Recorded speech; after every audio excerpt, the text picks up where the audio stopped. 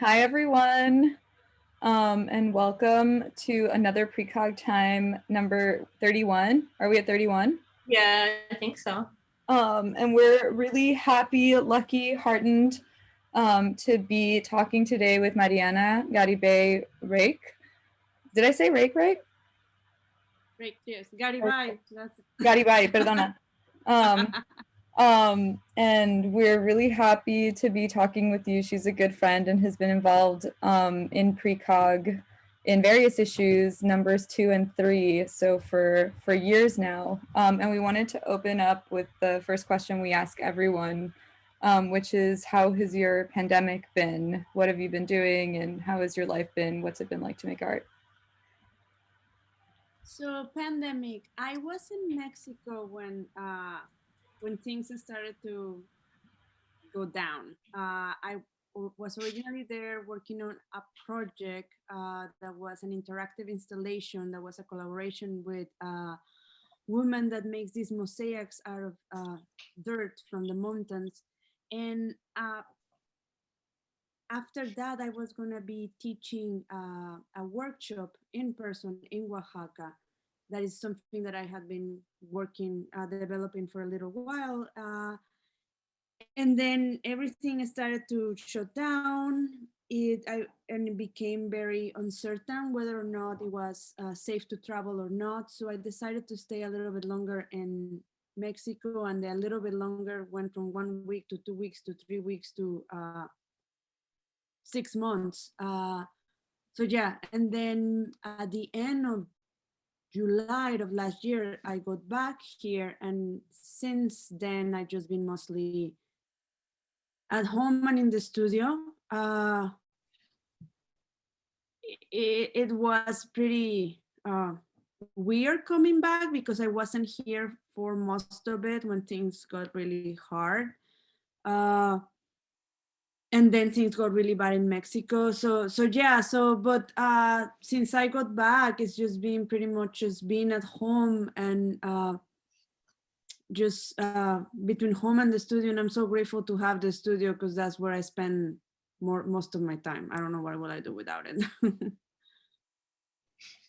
Um, and what are you right now? You're in two shows. Before I forget, so you're have one piece at Casey Kaplan, Yes. and the other is in a virtual exhibition, right, at Marsha Woodman Gallery. Yes. Okay. Yes. So yeah, so for some reason, well, so last year after I got back, while I was in Oaxaca, I did not have access to a studio, so I was making a lot of drawings in my space, watercolors and other things. And when I got back, I also wasn't like really things were very uncertain as there's economically space, materials, things. So I was just like, okay, let's just use what I have. So I started painting a lot, uh, and then that also led to a couple things. So one of them being the exhibition in Casey Kaplan, and the one at Marcia. So getting into the work, I'm wondering, because I know that you'd been going to Oaxaca for a couple of years before you were there just at the beginning of the pandemic. And I know that going there was pretty transformational for you in terms of how you were approaching your work and different options of thinking through materiality and sculpture and performance. And I was just wondering if you could talk a little bit about how geography has affected your work, and also maybe how geography affects materiality in your practice. Yes. So in 2018, I spent a couple months in Oaxaca, first to a residency. Actually, no, it was before 2018. Yes, it was a residency that was with a group of dancers. So I met these incredible dancers when I was in New York. She came here from Oaxaca. She was giving a talk and part of a program introducing artists from Oaxaca to New York. and we were talking about Mexico. That happened at a moment in which I was feeling very homesick in a way, realizing that I needed a little bit more of Mexico in my life, and not just in my familiar life, but also in my professional life. I needed Mexico somehow to be present in my making and not just in my traveling home and seeing my family. But I wanted to start to build relationships with other artists, with other makers in Mexico, and start this conversation that for so many years is something that I didn't pursue the way that I feel I should. So we started to talk. We had an amazing conversation, and then she just told me, I am organizing uh, a a residency for dancers, but I want to invite you. Would you come?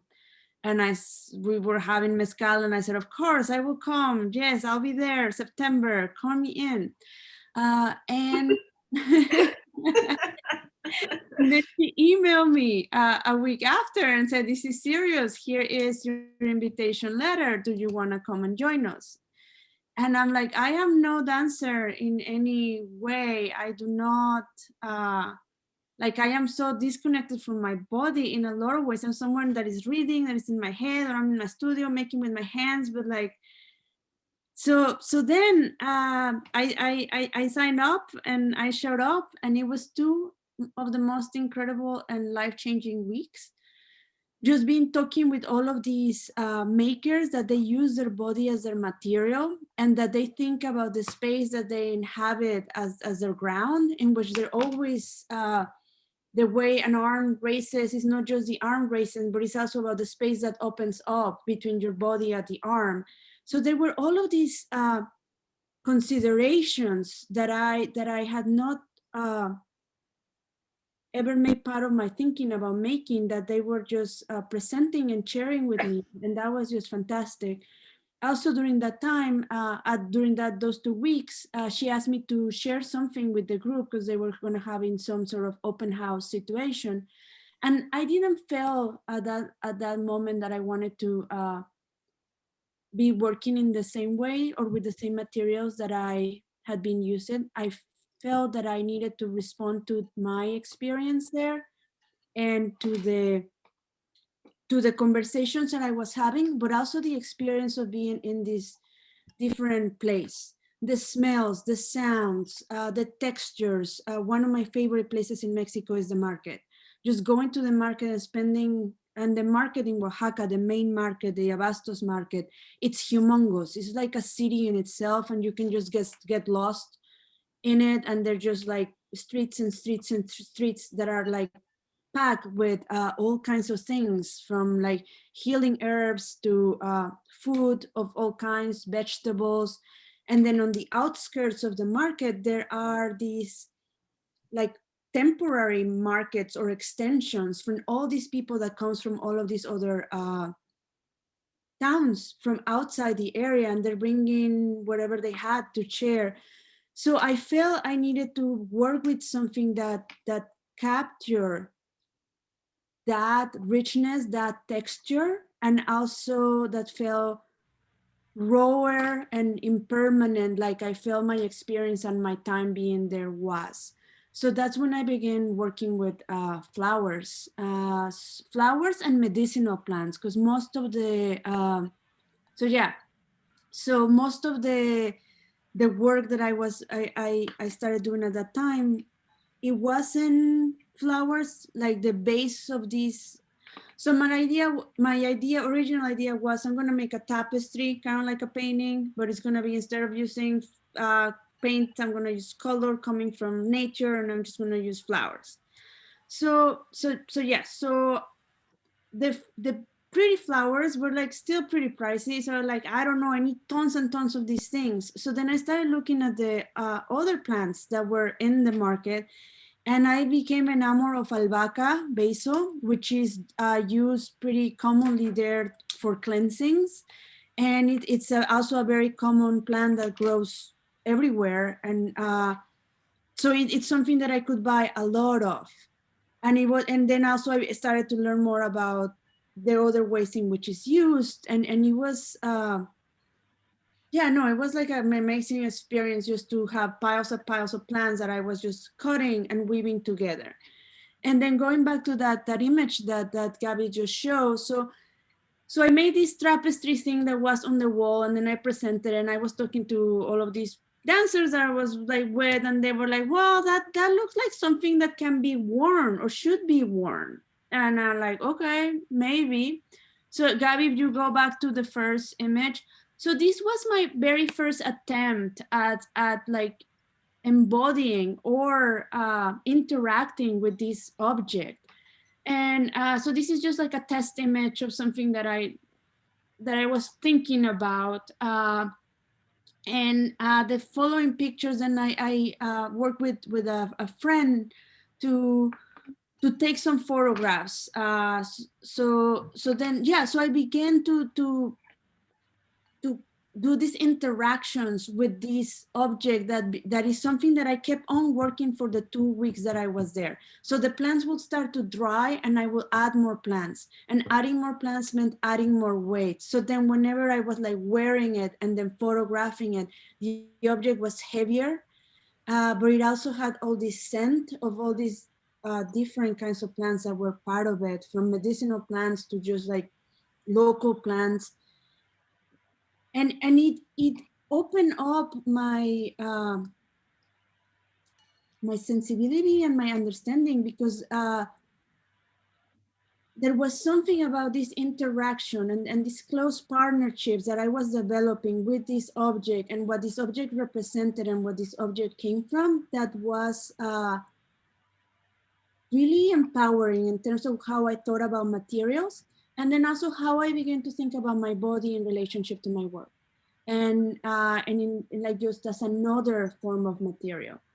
So this is a project that lasted 2 years. So from when I first went to Oaxaca in September of 2018 and first made the first object and made a series of photographs, then I came back that January and I made a new series of photographs. That's the black and white image.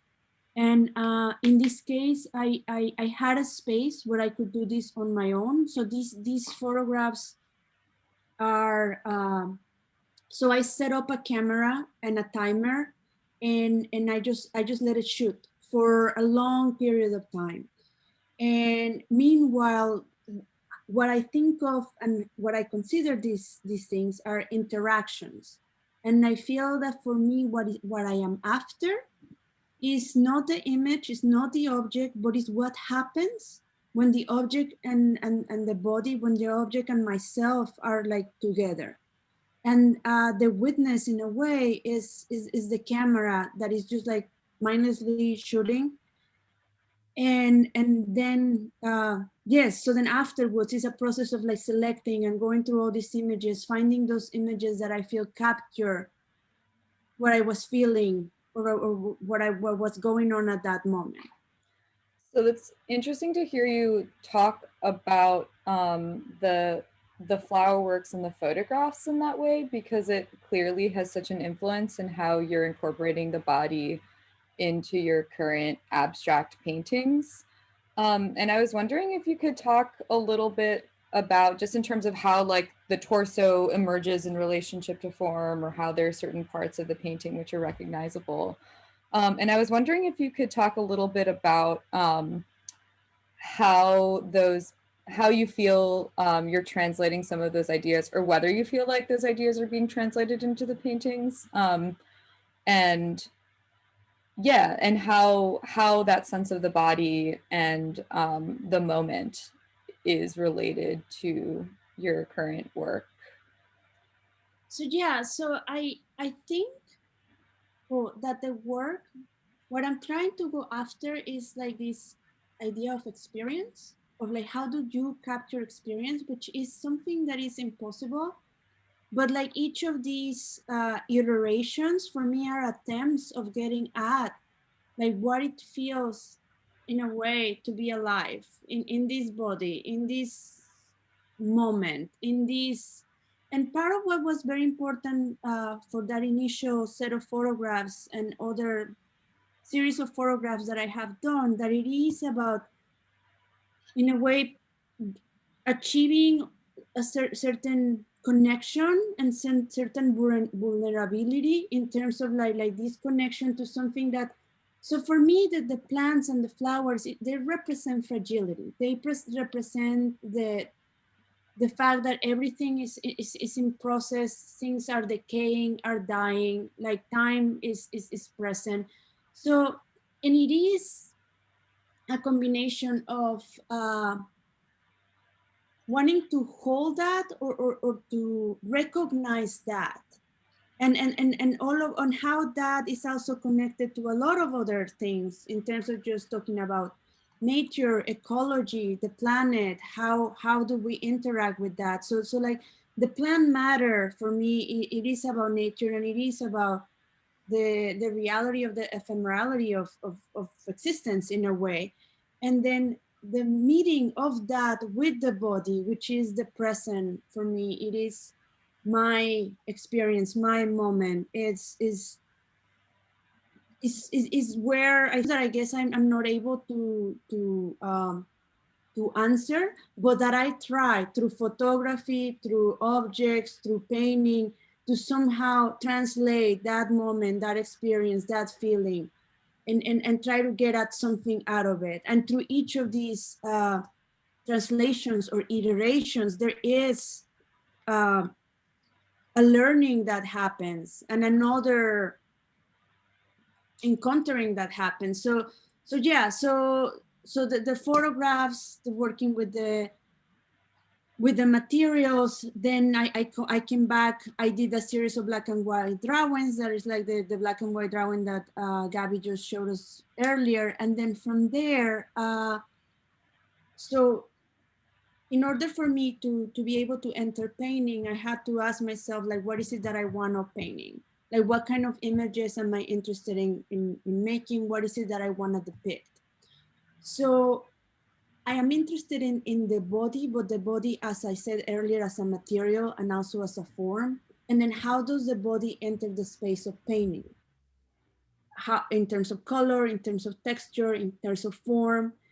And it is not a representation of what I see, although these images are based on photographs, but it is a translation of that into this other space. That is a formal space, and it has other kind of vocabulary, but it's still trying to remain, I guess what's more important to me, to maintain that that initial sensibility or that initial which I would think about it as part of the touch that I try to bring into these images, because as much as it is about the color, the composition, the texture, but it's also about that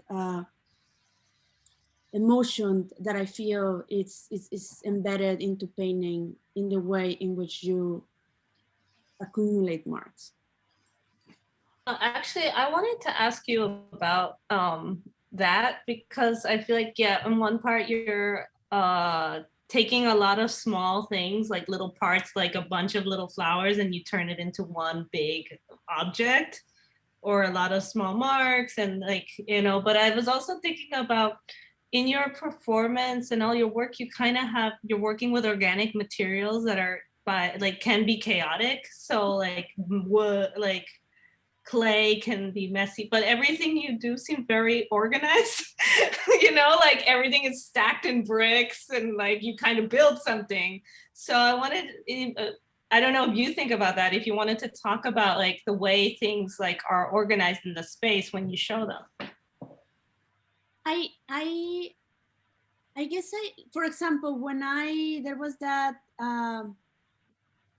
when I work in a space, I am very considerate of the space, where the light is coming from, so the photograph on the left, that is the original installation of, so this is a very specific project because it was a space that was open to people to come and participate. So the original installation was just the organization of all of these individual pieces, these mosaics. And then what happened to the space and that we invited people, and this was a collaboration with an architect that came up with this a very ecologically minded way of making these tiles with earth from the mountains of Oaxaca. And every week we will invite different people to come and play in the space. So this is, but this also came from another, she first invited me to do something with the tiles, and I view something more similar to what's happening on this image on the left. Yes. And then somebody, this gallery La Señora in Oaxaca invited us again to do this. And in this moment we decided to open up the idea of collaboration to more people, so that it wasn't just us collaborating and coming up with something, but what happens when you just open up something so that others can participate. So, but going back to the what you were saying, Flo, about organization, yeah, I don't know, like I've always been very interested in ideas of composition and the place and the way in which things relate to each other. So where something starts and where something ends, whether it's texture. And this goes back to when you were asking me about a word for this talk, and I was thinking about difference. That word is something that is very important to me, because like, how is my body different from the plants, but how is also the same? How do they blend in? For example, through movement and through photography. How can clay, how is clay different from the body, but how can it have movement and forms that is similar to it? So the photograph on the left here, it's a series of clay pieces that I made at the same time I was making these photographs with this. This is another natural material. This is a ixtle, which is the fiber of the maguey. Is something that is inside the leaves of the maguey, and it just takes a lot of work to get it out. So it was very symbolic for me to be using this thing that is the inside of something, and that is at the same time that I was taking these photographs that were about, in which I was like bringing out, I guess, a lot of emotion, but also my body being something that is present, that is not usually present in my work. So something that, Flo, were you gonna ask something? Yeah, no, I also had a question about photography, because I was wondering why you chose to photo. Sometimes you have this like movement, blurry kind of thing happening. And I'm wondering what your like influences are, and when you are thinking about when you photograph your work, why to make those choices. So there is that series of photographs that are red. So those photographs are the movement, because I'm always thinking in terms of painting in a way, even though I might be working with the sculpture or I might be working with photography. So there is the movement for me, and the movement that it gets captured of an object becomes for me a brushstroke. So like, so that's what I was thinking in this. It's like, how do I, like, this is a photograph, but at the same time, how do I get the same kind of considerations on the same kind of things that I'm thinking about when I'm working with painting? So because it is not a performance, it is the record of an exchange, but it is not meant to be a performance in any way. Okay. Something that we talked about, something that I've talked about with you at different moments, both in your interview with Shahrzad and Marcella, and oh my God, who's the fourth person? Constanza? And Constanza, and Constanza.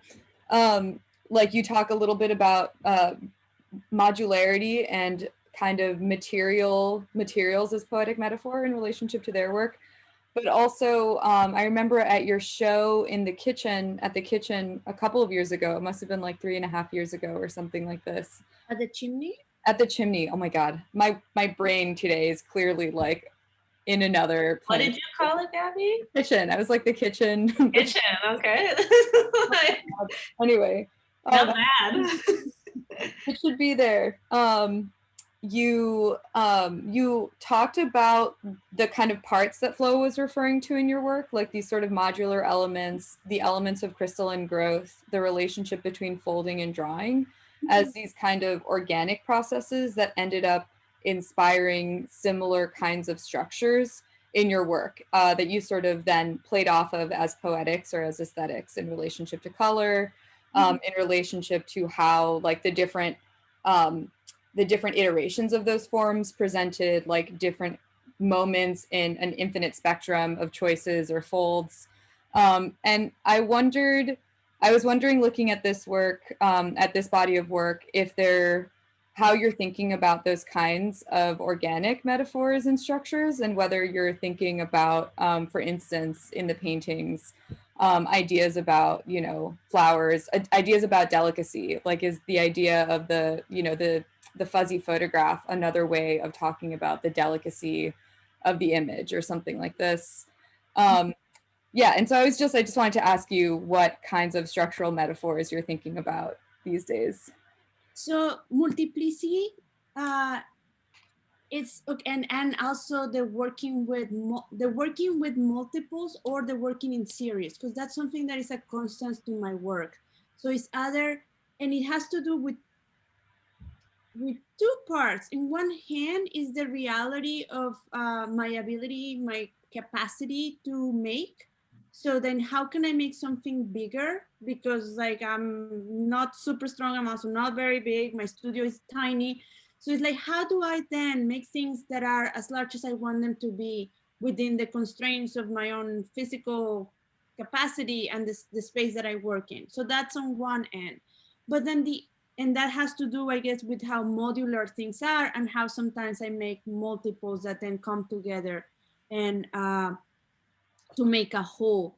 But then and that's like the practical sense of it. But that practicality also refers to my reality in a lot of ways. I do think of how we build ourselves and our lives as a collection of singular moments that like pile up, and together they become this whole that is who we are. So there is that's something that I'm always sorry, I am constantly thinking about that. And in addition, when you talk about the multiplicity and talking here about the fuzziness or the multiple idea repeating in different images, in this case with the torso series, I want to make objects that are unstable. I want to make things that cannot be read just at once. That, okay, I'm giving you this image that is made within this condition, but here is another image that is made in the same conditions, within the same time frame, but is different. And they both speak to each other and open up each other. Because I don't think that the work on its own, it's what's happening. For me, what is happening is between the work and between the works and the viewer. So these, for example, it is a series of images that are made with Ixtle, and this is one of them. But then next to it, there's this cast of plaster that is reminiscent, or it has some body-like form, arm-like, leg-like, and it has the Ixtle. This is the fiber that is on the photograph around it. So by making these pairings, I wanna explore this possibility of object and body. How are they the same? How are they different? Image and object.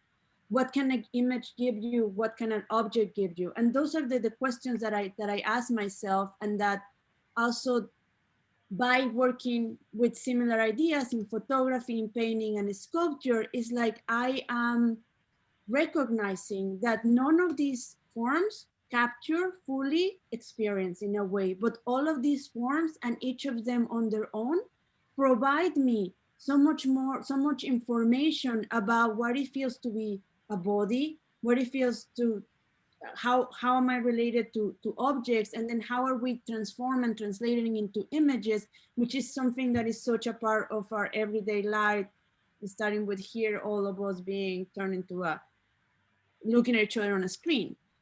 So yeah, so that constant oscillation, and not I guess I don't want to be in the same way in which I don't want to be defined by the circumstances of my life, meaning my gender, my origin, my X, Y, and Z. Like I don't want also my work to be limited to a specific set of parameters of expectations. So searching through different media and different mediums, and also that fussiness thing is more than something being delicate. I think it's something being in movement or like not set. It makes me think about like the way that you're talking about um, form almost seems like it's in some way trying to use formalism against itself, right? Like to cut against, I mean, which is sort of like a tongue in cheek comment, right? Because I think also you're so concerned with the meaning of form and how form can be a kind of carrier of emotional and physical sensorial experience.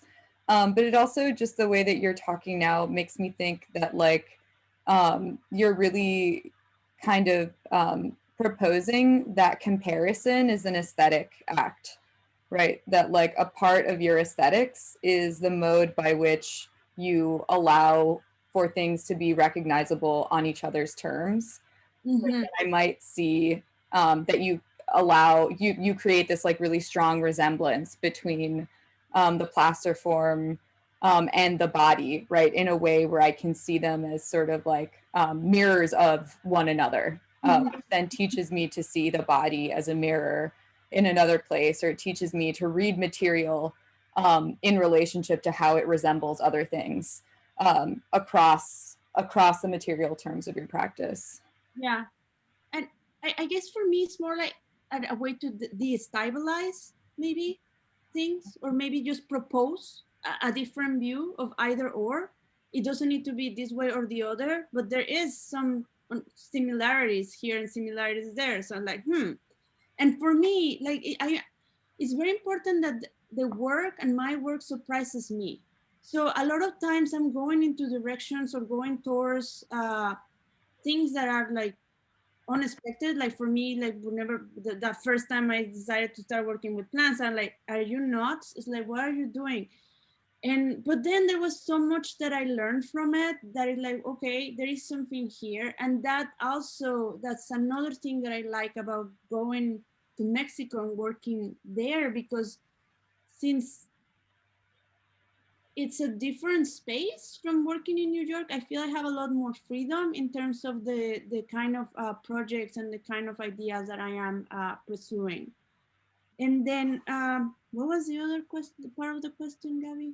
Oh, that was less of a question and more just sort of thinking through Yeah, out loud. yeah, no, but what you were saying about the formalist, Oh yeah, this kind of yeah, like, I feel like there's like a tongue in cheek like using formalism against itself, like yeah, against the idea of like a constrained um or like a knowable language of form. You're like the language of form makes it like spreads out into the universe, making itself unknowable through these kind of comparative links.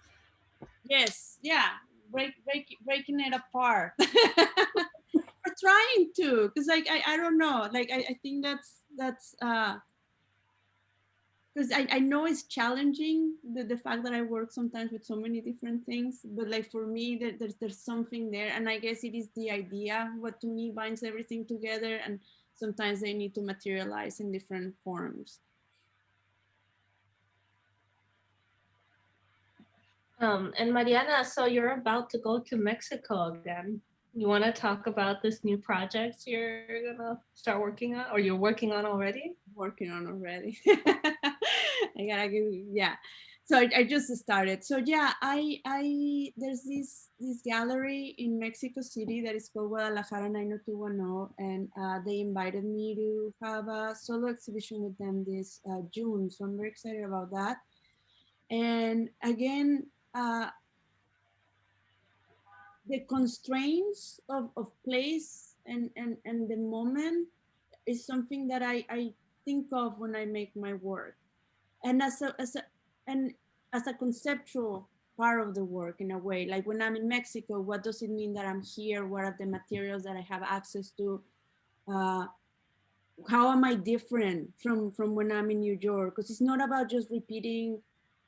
Like for me, it has become more and more important that I have that I am aware of myself and the place and my relationship to where I'm working and what I'm living and going through at X, Y, and Z time. So working here cannot be for me the same as working in Mexico. And in this case, this is an exhibition that I want to start here in New York and I want to travel to Mexico. So the paintings that I'm working on are on the making in my studio, but they are, they're gonna be on raw canvas that I can just put up on a suitcase, fold and take with me. And then I will finish them in Mexico. So the kind of marking and the kind of work that I'm doing here, it has the this it knows that it's going to travel, it knows that it's going to go somewhere, it knows that it needs to be packed and taken away. So the paintings have that knowledge embedded into them. And then they know, then when I get to Mexico, I'm going to be working with a different set of materials, and I'm going to be adding another layer of information to those paintings that has to do with my being there. So I want these objects to have a little bit of here and a little bit of there, and that to be, there's to be a difference to that, but also to be a communication. And that's also a very is a very personal project in that sense, because as being someone that is constantly going back and forth between these two places, and what does it mean for me to be here, who I am when I am here, who I am when I am there, and how in some way can these paintings make a record of this movement that I do often, and that brings out and that multiplicity, that fuzziness, like it is something that I feel very connected to, because of this being someone that is and I think it's something that we all do. We are always entering different spaces in which we act and we behave in different ways. Maybe for me, something that has been very marked because of, like, there's a border, there's a plane, there's a language, there's all these like very clear things that happen. But and yeah, so that's something that is a thread throughout the work. How do you feel like you're different? How do you feel you're different in here versus in Mexico? Maybe like just in the studio, if that's too. I mean, I guess, you know, travel always changes us, but Yeah. No, but like I just get off the plane in Mexico and I start speaking in Spanish, and the way I talk to people and the way people talk to me, that's like already from the get-go, there's I feel warmer and I feel more open. And then like I remember when I first moved here, like I am someone that like likes to hug and kiss people all the time. And in Mexico, when you see someone, you're like kissing them, hello. This is before all this madness that we're living right now. But when I first moved to the States, I was naturally going towards that, and people will be like, wait, like we'll pull back. And then over time, I stopped doing that.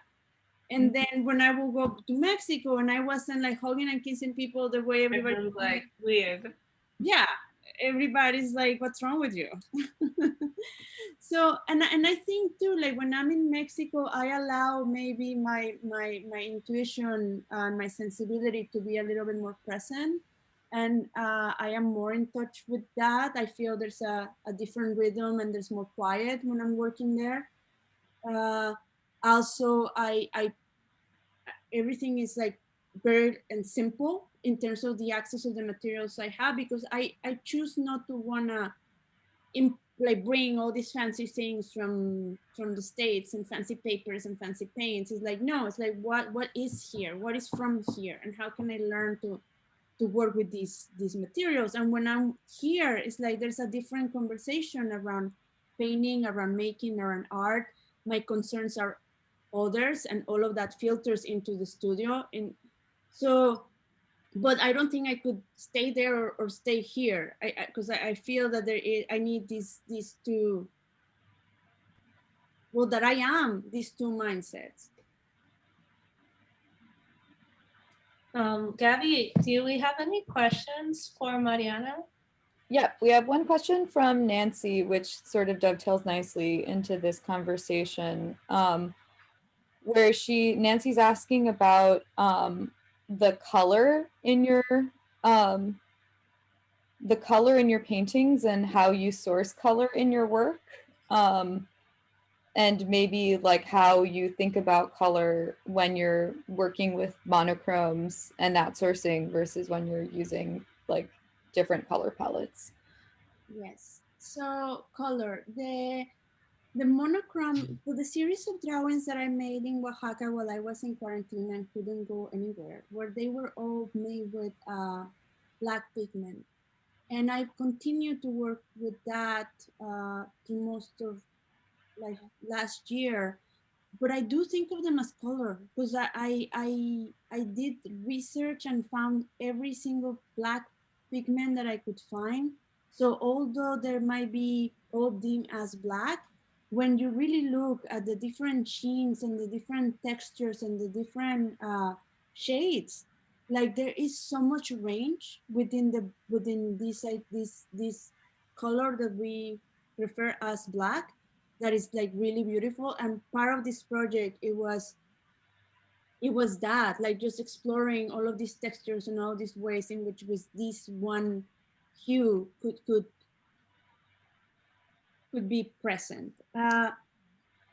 So yeah, so I do think that there's as much richness in terms of color, although the range is very small, and in my other paintings the range is really wide. So, and in terms of the other, I usually start with one color in terms of a color I feel I want to work with. Like when you look at the torso paintings, the painting on the left, the yellow one, that was about me thinking about Pompeii and some of those frescoes in Pompeii and how there's these hues that like through time, they still remain, they're so present, they're so bright, and they've gone to so much, but they're still there. So there's something about the persistence of color within that like really captured me. So when I first started doing the torsos and I was thinking about the body, and I wanted to abstract the body or reduce it to a form that is still recognizable as a body, but it's also just a form. I don't that memory of the frescoes kept coming back. So the first paintings I made were they had these yellows and these browns, reds, and a little bit of greens that were for me about that. And then the other one on the right, this one was about that blue and the ocean on movement. And a lot of times it is, I have a conceptual idea in terms of like this series is very clear because it's all the same size. They're all acrylic on panel. They're all about these backs that maybe turn a little bit, and it is about abstracting this form, and it is about engaging with the space of painting. But when it comes to color, that is something that is very much felt and is very much, as I said, it starts with maybe one color that then everything and all the choices and all of the other decisions are built around that one choice. I just want to make sure we get these up for a minute because we didn't talk about them before. Yeah. And the last one, Gabby, 13. Oh yeah, I'm gonna get there. Alex Chowaniak has a question, which is your proposition of seeing the body across different materials directly linked to your experience of identifying across different physical spaces? It's not something that I set up to do, but it's something that when I look back at it, I feel that. So a lot of times, like a lot of times I feel like the work or the need to make something or explore something comes first, and the understanding of what that is coming from comes later. it is the living with the work and the thinking about the work and then realizing different things. And I do feel that this insistence of not being fixed by a medium has to do with a desire of not being fixed by an idea of what someone could or should be. And so it then like the outline of the figure, it's like the figure is like an outline, which also is like a hug or something across mediums, which can like gather everything together.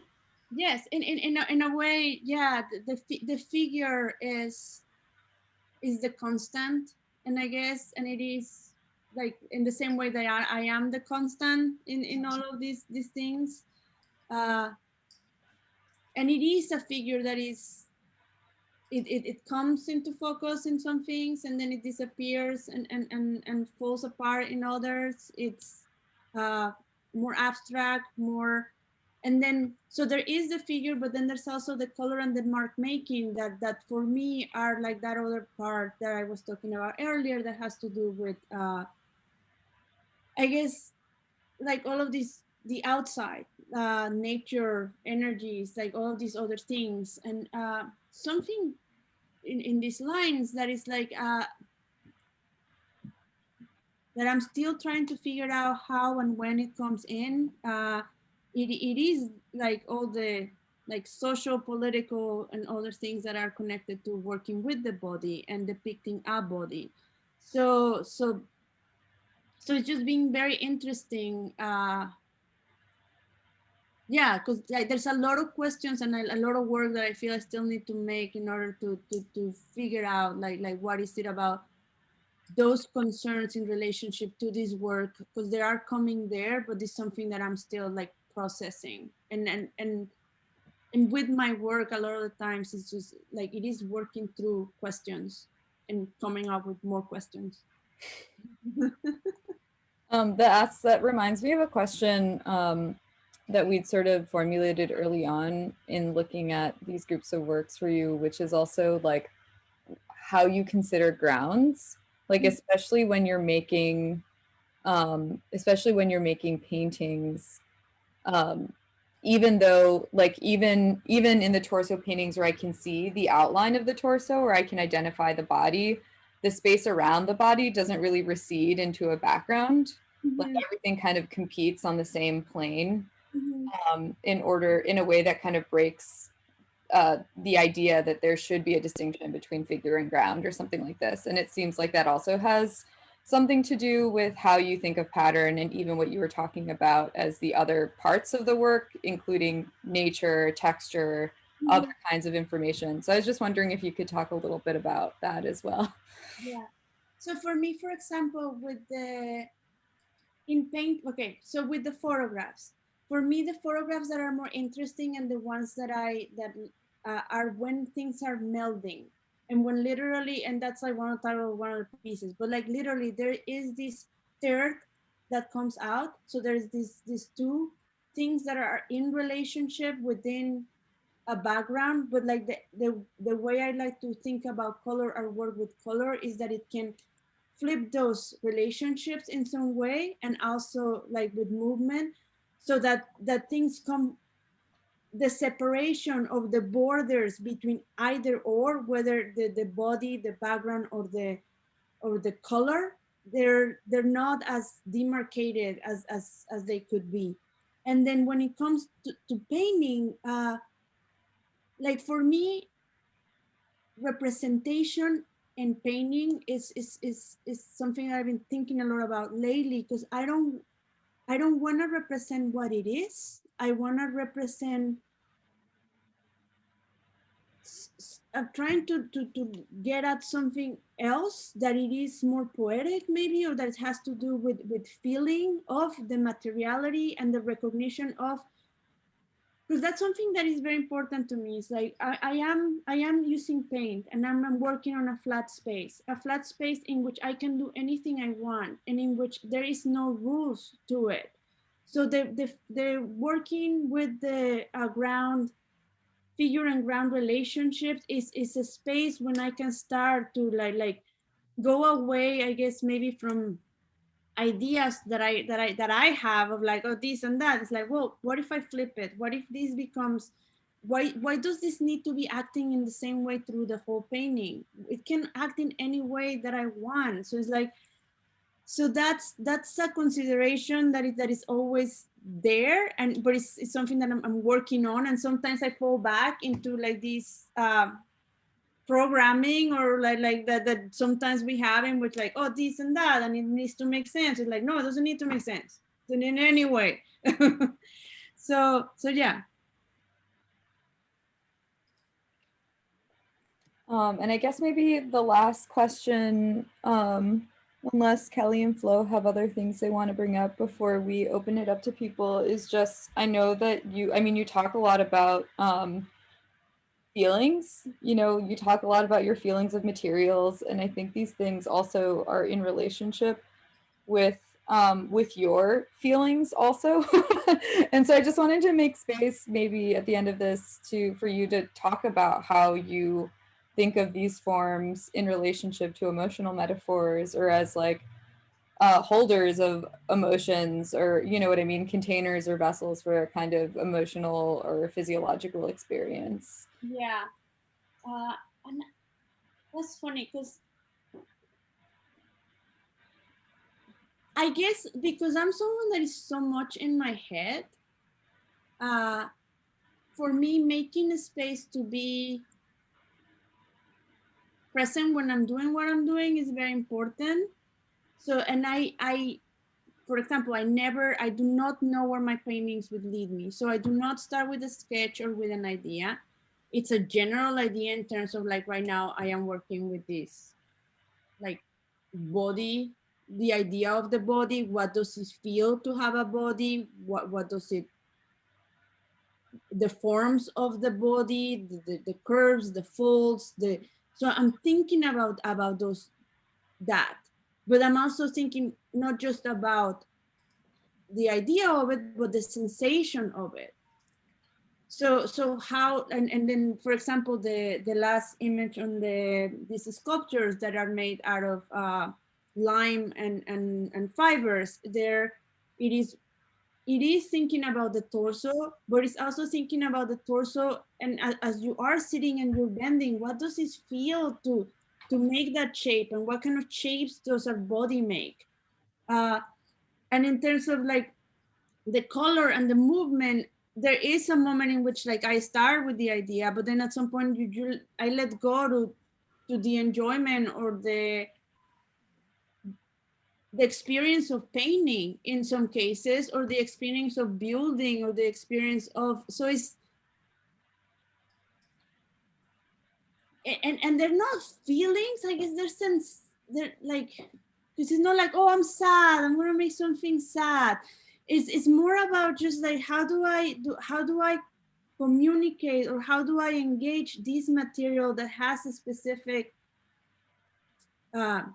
capacity and a specific weight and a specific malleability with like today, my day, and the energy that I'm bringing in, and the focus that I have, and the attention that I can put to it. And I feel it is a source of communication or engagement, in the same way in which the photographs capture that engagement with this other object, and that was maybe a little bit more raw in a way.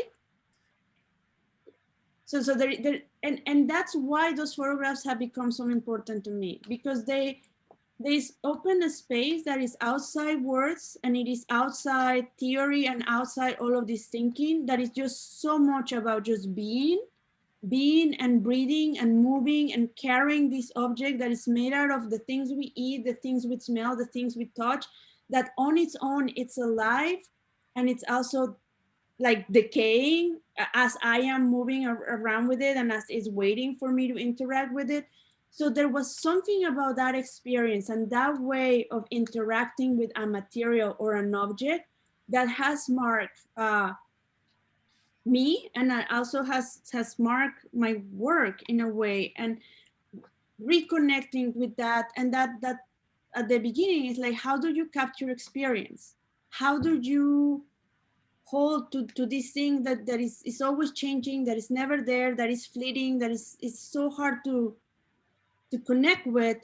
And I'm just, I guess, attempting in different ways to try to hold little bits of it.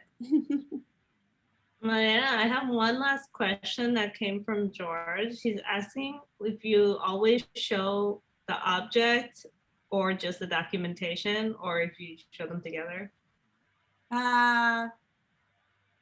So for the photographs, so that was so that first object, it was something that was, the project lasted 2 years. There's a series of photographs when the object had all of these life, and it was green and it was fresh. Then there's a series of photographs when it was dry and brittle and it just kept like breaking apart. And then after that, I made another series of photographs of the object, and then I made a video of the object burning. So the object itself is something that it either as an object or in some other capacity has been present in some way.